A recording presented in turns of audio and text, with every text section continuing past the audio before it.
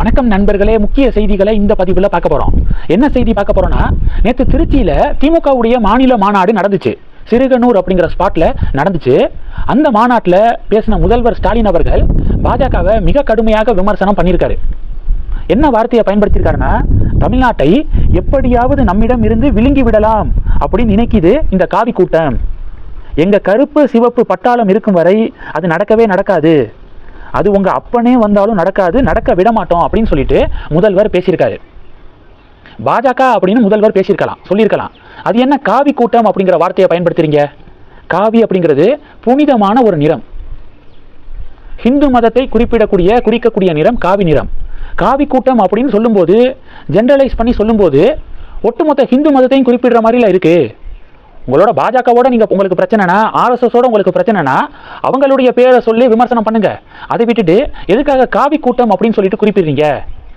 அது மட்டும் இல்லாமல், காவி நிறம் தேசிய கொடியில் இருக்கக்கூடிய ஒன் ஆஃப் த கலர்ஸ். எதுக்காக காவியை பார்த்தாலே திராவிடியன் ஸ்டாக்ஸ் இப்படி அலறாங்க? திருவள்ளுவருக்கு காவி நிறத்தில் உடை உடுத்தி ஒரு புகைப்படம் வெளிவந்தால் போதும், தையா தக்கான்னு குதிக்கிறாங்க. திருவள்ளுவருக்கு காவி நிறம் போடாமல் பின்ன கருப்பு நிறமாக போட முடியும்? கடவுள் நம்பிக்கை இருக்கிறவர் திருவள்ளுவர். திருவள்ளுவருக்கு கருப்பு நிற உடை அப்படின்னு சொல்லிட்டு ஒரு புகைப்படம் வந்தால் கூட திமுக அமைதியாக இருப்பாங்க. சம்பந்தமே இல்லாத கலர். திருவள்ளுவருக்கும் கருப்பு நிறத்துக்கும் சம்மந்தமே இல்லை. ஆனால் திருவள்ளுவருக்கும் காவி நிறத்துக்கும் சம்மந்தம் இருக்குது. ஏன்னா அவருடைய திருக்குறளை எடுத்து படிங்க. ஹிந்து மதத்துடைய பல ரெஃபரன்ஸு அவருடைய திருக்குறளில் இருக்குது. காவி நிறத்தை பார்த்தாலே திமுகவுடைய கூட்டணி கட்சிகளுக்கு ஒரு பதட்டம். சாஃப்ரான் ஃபோபியா இதுக்கு பேர் தான் அப்படின்னு சொல்லிட்டு பாஜக சொல்ல, இப்போ திமுக பாஜக இடையே இந்த செய்திகள் பரபரப்பை ஏற்படுத்தியிருக்கு, பெரிய டிபேட்டை உருவாக்கியிருக்கு. அது மட்டும் இல்லாமல், உங்கள் அப்பனே வந்தாலும் நடக்காது அப்படிங்கிற வார்த்தையெல்லாம் முதல்வர் பேசக்கூடிய வார்த்தைகள் கிடையாது. முதல்வர் அப்படிங்கிறவங்க நாகரிகமான முறையில் மேடைகளில் பேசணும். அதை விட்டுட்டு உங்கள் அப்பனே வந்தாலும் நடக்காது அப்படிங்கிற வார்த்தையெல்லாம் முதல்வர் தவிர்த்திருக்கலாம் அப்படின்னு பாஜக சொல்கிறாங்க. முதல்வருடைய இந்த பேச்சை பற்றி உங்களுடைய கருத்துக்களை, ஃபீட்பேக்கை நீங்கள் தெரிவிக்கலாம். சரியான பேச்சுன்னு நினைக்கிறீங்களா, இல்லை முற்றிலும் தவறான பேச்சு அப்படின்னு நினைக்கிறீங்களா? கமெண்ட் பண்ணுங்கள்.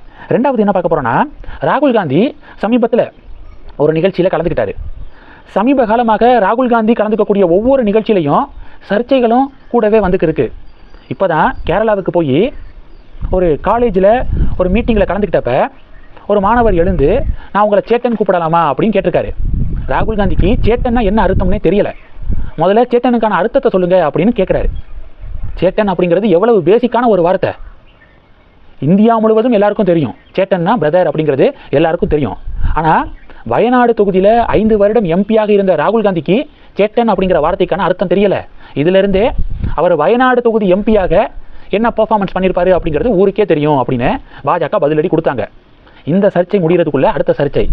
சமீபத்தில் ராகுல் காந்தி டெல்லியில் நடந்த ஏஐ சம்மிட் இருக்குல்ல, இம்பேக்ட் சம்மிட்டு, அதை பற்றி ஒரு விஷயம் பேசியிருக்காரு. பேசிட்டு சிரிக்கிறாரு. இப்போ கூட இங்கே ஏஐ சம்மிட் நடந்துச்சு தெரியுமில்ல உங்களுக்கு. யூத் காங்கிரஸ் எப்படி கச்சிதமாக வேலையை முடிச்சாங்கன்னு பார்த்தீங்களா அப்படின்னு சொல்லிட்டு சிரிக்கிறாரு. யூத் காங்கிரஸ் என்ன பண்ணாங்க? வேர்ல்டு வைடு நடக்கக்கூடிய மிக முக்கியமான சம்மிட்டை இந்தியா தலைமை ஏற்று நடத்துகிறாங்க. அந்த சம்மிட்டுக்குள்ளே போயிட்டு சட்டை இல்லாத ப்ரொட்டஸ்ட் நடத்தினாங்க யூத் காங்கிரஸ். இந்திய மக்களை கொந்தளிச்சு போயிட்டாங்க. உங்களுடைய அரசியலை காட்டுறதுக்கு இதுதான் இடமா? ஒரு சம்மிட் நடக்கக்கூடிய, வேர்ல்டு வைடில் ஒரு மாநாடு நடக்கக்கூடிய ஒரு இடத்துக்கு இப்படி அநாகரிகமான ஒரு ப்ரொட்டஸ்ட்டை காங்கிரஸ் நடத்தியிருக்காங்களே அப்படின்னு பொதுமக்கள் கடுமையாக எதிர்ப்பு தெரிவித்தாங்க. யூத் காங்கிரஸுடைய ப்ரொட்டஸ்ட்டு காங்கிரஸுக்கு செட்பேக்காக மாறினுச்சு, பேக் ஃபயராக மாறினுச்சு. ஆனால் அந்த இன்சிடெண்ட்டை ஷேர் பண்ணி சிரிச்சுக்கிட்டே ராகுல் காந்தி பேசின வீடியோ இப்போ ட்ரெண்டிங்கு. பாஜக ராகுல் காந்தியுடைய இந்த வீடியோவை ஷேர் பண்ணி காங்கிரஸும் ராகுல் காந்தியும் எப்பவும் திருந்த போகிறது கிடையாது அப்படின்னு பதிலடி கொடுக்குறாங்க. கடைசி டாபிக்கு, சமீபத்தில் அண்ணாமலை திமுக கவர்மெண்ட்டை விமர்சனம் பண்ணியிருந்தார். சுவாமிமலை கோவிலில் பக்தர்கள் வசதிக்காக 2 லிஃப்ட் மின் தூக்கிகளை திறந்து வைப்பதற்காக சேகர்பாபு சமீபத்தில் வந்திருந்தார். லிஃப்ட்டை திறக்கும்போது அந்த லிஃப்ட் ஒர்க் ஆகலை. இந்த லிஃப்ட்டை தான் லாஸ்ட் 2 வருடங்களாக திமுக கவர்மெண்ட்டு செஞ்சுக்கிருக்காங்க. 3,55,00,000 ரூபாய் மதிப்பீட்டில் இந்த லிஃப்ட் கட்டப்பட்டதாக சொல்கிறாங்க. 2 லிஃப்ட்டுக்கு 3,55,00,000. அது ஒரு பக்கம் இருக்கட்டும், லிஃப்ட்டும் ப்ராப்பராக ஒர்க் ஆகலை, லிஃப்ட்டில் கூடயா கமிஷனு அப்படின்னு கேள்வி கேட்டிருந்தார், விமர்சனம் பண்ணியிருந்தார். அது மட்டும் இல்லாமல், ஒரு லிஃப்ட்டு 20 பக்தர்களை தாங்கக்கூடிய அளவுக்கு பவர் இருக்கிறது அப்படின்னு சேகர்பாபு சொன்னார். ஆனால் 10 பேரை கூட அது தாங்காது போல அப்படின்னு அண்ணாமலை சொல்ல இது ஒரு பெரிய பரபரப்பை ஏற்படுத்தியிருந்துச்சா. சேகர்பாபு என்ன பண்ணார்னா, அண்ணாமலையுடைய விமர்சனத்துக்கு ஒரு பதில் அறிக்கை வெளியிட்டார். அந்த அறிக்கையை சுட்டிக்காட்டி அண்ணாமலை மறுபடியும் சேகர்பாபுக்கு செக் வச்சிருக்காரு. முதல் செக் என்ன அப்படின்னா, இவ்வளவு நாள் வரைக்கும் இந்து சமய அறநிலையத்துறை சார்பாக லிஃப்ட் கட்டப்படுது, லிஃப்ட் செய்யப்படுது அப்படின்னு ஸ்டிக்கர் ஒட்டிக்கிருந்தாங்க திமுக. முதன்முறையாக சேகர்பாபு என்ன சொல்லியிருக்காரு, உபயதாரர்கள் நிதியில அப்படின்னு சொல்லியிருக்காரு. உபயதாரர்கள் நிதியில் அப்படின்னு கூறி இருக்கிறார். அப்போ உபயதாரர்களுடைய நிதியில லிஃப்ட் செய்யப்பட்டிருக்கு. பிறகு எதுக்காக இவ்வளவு நாள் இந்து சமய அறநிலையத்துறை சார்பாக அப்படின்னு வார்த்தையை பயன்படுத்துனீங்க அப்படின்னு முதல் செக் வச்சிருக்காரு. ரெண்டாவது செக் என்ன அப்படின்னா, இவ்வளவு நாள் ஒரு லிஃப்ட் 20 பேரை தூக்கக்கூடிய பவர் இருக்கிறது அப்படின்னு சொன்ன சேகர்பாபு 13 பேர் அப்படின்னு சொல்லிட்டு பல்ட்டி அடிச்சிருக்காரு. ஒரு லிஃப்ட் 13 பேரை தாங்கக்கூடிய அளவுக்கு பவர் இருக்கிறது அப்படின்னு பல்ட்டி அடிச்சிருக்காரு. சரி, சேகர்பாபு சொன்ன மாதிரி 13 பேருன்னு வச்சுக்கிட்டா கூட திறக்கக்கூடிய நாளில் 10 பேர் கூட லிஃப்ட்ல இல்லை. பிறகு எதுக்காக லிஃப்ட் ஒர்க் ஆகலை? இது எல்லாத்தையும் தாண்டி சேகர்பாபு அறிக்கையில் குறிப்பிட்டிருக்காரு, திமுக ஆட்சி 5 வருடத்தில் 2021 2026 வரைக்கும் உபயதாரர்கள் 2000 கோடி ரூபாய் மதிப்பிலான 12,200 பணிகளை அவங்க செய்ய முன் வந்திருக்காங்க. 2000 கோடி ரூபாய் மதிப்பிலான ப்ராஜெக்ட்ஸை உபயதாரர்கள் செய்ய முன் வந்திருக்காங்க. திமுக கவர்மெண்ட் மேலே உபயதாரர்கள் எவ்வளவு நம்பிக்கை வச்சிருக்காங்க அப்படிங்கிறத இந்த ஸ்டாட்டிஸ்டிக்ஸ் காட்டுது அப்படின்னு சேகர்பாபு குறிப்பிட்டிருக்காரு.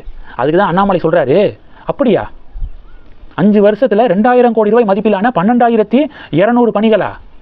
அந்த 12,200 பணிகள் எங்கெங்கே நடந்துச்சு, எந்தெந்த பணிகள் அப்படின்னு சொல்லிட்டு வெள்ளை அறிக்கை வெளியிட முடியுமா அப்படின்னு அண்ணாமலை சவால் விட்டுருக்காரு. இந்த செய்திகளை பற்றி உங்களுடைய பார்வைகளை, அது மட்டும் கிடையாது, இன்னொரு விஷயம் என்ன அப்படின்னா, சேகர்பாபு தன்னுடைய விளக்கத்தில் அந்த லிஃப்டை இயக்குபவரை முதுகில் சும்மா தட்டி கொடுத்தேன், ஆனால் அதை அண்ணாமலை நான் முதுகில் அரைஞ்சிட்டேன் அப்படின்னு சொல்லிட்டு பொய்யை பரப்புறாரு அப்படின்னு அறிக்கையில் குறிப்பிட்டிருக்காரு சேகர்பாபு. இப்படி தான் ஸ்டாலின் அவர்கள் ஒரு முறை மெட்ரோ ட்ரெயினில் இளைஞரின் கன்னத்தை தட்டி கொடுத்ததாக கூறினார். அடுத்து அமைச்சர் KKSSR ராமச்சந்திரன் அவர்கள் மனு கொடுக்க வந்த ஒரு பெண்ணை தலையில் அடித்தார். அது எப்படி திமுக தலைவர்கள் மட்டும் சாதாரண பொதுமக்களை அன்பாக தட்டி கொடுக்கும் போதெல்லாம் முகத்தை அப்படி கோபமாக வைத்துக் கொள்கிறார்கள் அப்படின்னு அண்ணாமலை வழக்கம் போல இந்த கோயம்புத்தூர் குசும்பு பாணியில் பதிலடி கொடுத்துருக்காரு. இந்த செய்திகளை பற்றி உங்களுடைய பார்வைகளை மறக்காமல் கமெண்ட் பண்ணுங்கள். தொடர்ந்து கணக்கில் இருங்க. அடுத்தடுத்து நிறையா பதிவுகளை பார்க்க போகிறோம். நன்றி. ஜெய் ஹிந்த்.